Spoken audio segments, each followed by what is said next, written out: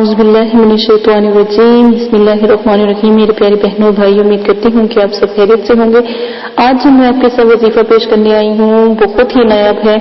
گھر میں تنگ دستی، تکلیف، پریشانی اور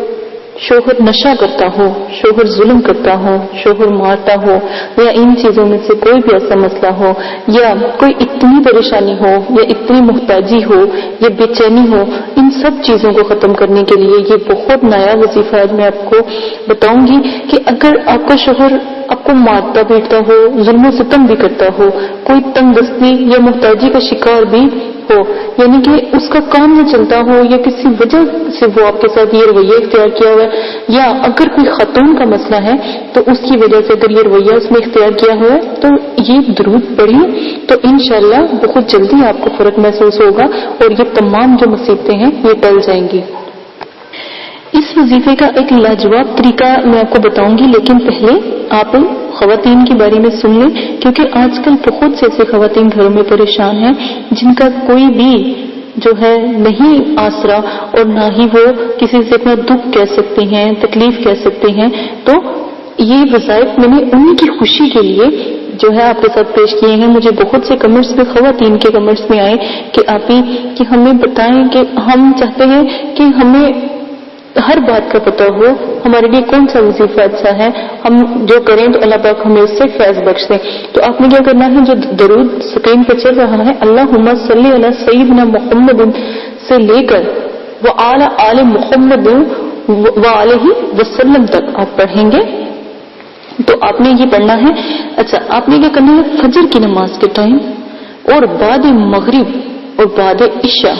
صرف 71 بار پڑھ کر آپ دعا کریں۔ ایک دن کا یہ وظیفہ ہے، صرف 71 مرتبہ پڑھ کر آپ نے دعا کرنی ہے تو انشاءاللہ شوہر اپنی بیوی پر اتنا مہربان ہو جائے گا، اتنا مہربان ہو جائے گا کہ اگر خدا نخواستہ اس کو رزق کی کمی کی وجہ سے، تنگ دستی کی وجہ سے کوئی پریشانی تھی تو اس چیز سے وہ محفوظ رہے گا۔ اب آپ آ جائیں دوسری طرف کہ یہ وظیفہ میاں بیوی کے علاوہ کون کون کر سکتا ہے۔ اگر خدا نخواستہ کوئی ایسا مسئلہ ہے